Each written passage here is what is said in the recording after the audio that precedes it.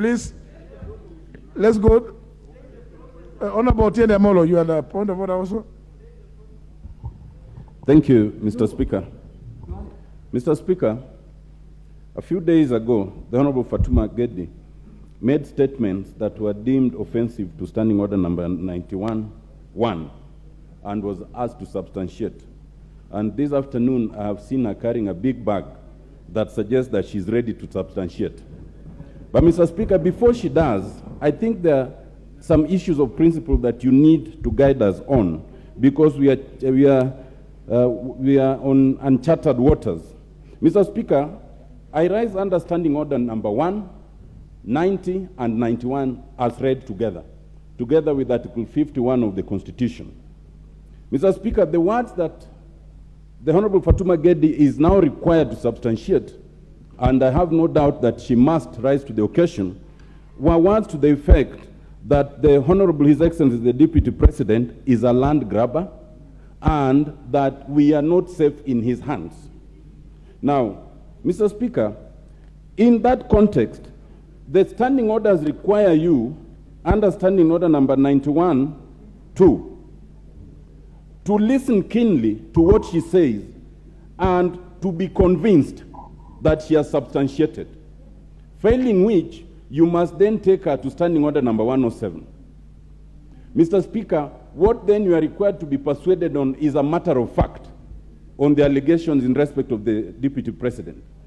Mr. Speaker, when then you are required to make that decision, you sit in a quasi-judicial capacity.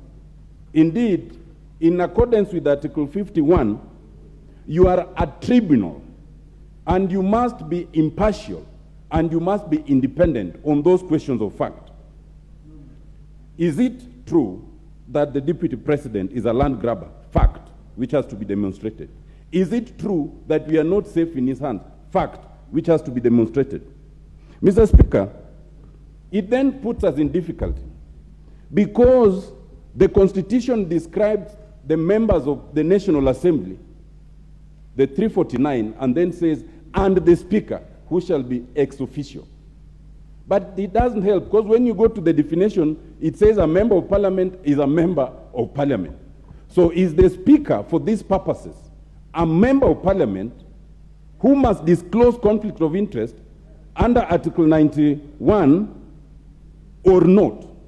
Mr. Speaker, that question of fact, I think, will put you in difficulty, because we take judicial notice, Mr. Speaker, that you have found it fit to take sides with the Deputy President, which means, by definition, in terms of whether we are safe in his hands, your answer has been yes. It therefore makes it difficult for you to come to a conclusion of fact in respect of that question by this member. Mr. Speaker, I want to save you the difficulty of having to be a judge in your own cause, because that then will be a question of fact. And Mr. Speaker, the Speaker then, having decided that the matter must be substantiated, I would suggest, Mr. Speaker, that the person to make that decision should not be yourself, because that goes against the most basic tenet of fair trial, which is in our Constitution. You cannot be a judge in your own cause. And those issues are serious, Mr. Speaker. They are so serious that if the Honorable Fatuma Gedi is able to substantiate, they can even take us to the provisions of Article 94. And in those provisions, sub-Article 5, the question of removal of the Deputy Speaker for breach of the Constitution is to be initiated in this House. The Deputy President, sorry. If the substantiation was so clear that we said we don't just want to stop there, we actually want to initiate the removal, then what will the Speaker do? It puts you in great difficulty. And there's one more, Mr. Speaker. The provisions of Article 90 on conflict of interest, we are all required to disclose conflict of interest. And conflict of interest is described to include personal relationship. We know that you have a personal relationship now with the Deputy President. Is the Speaker required to disclose that as a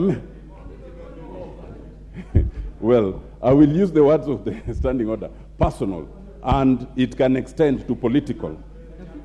Mr. Speaker, it includes for both now and for future, where a speaker has chosen to take side, because it's unprecedented. We know we all have political affiliations, but like a judge, it's assumed that once you occupy that office, then those affiliations do not come to the fore. But when they come to the fore for futuristic purposes, rather than historical, then it means there's an issue of conflict. How does the substantive speaker handle this? Mr. Speaker, I'd like you to give guidance, because I know you can remove yourself from that situation of conflict temporarily, and give clear guidance for present and for future on this very unprecedented situation. Mr. Speaker, thank you.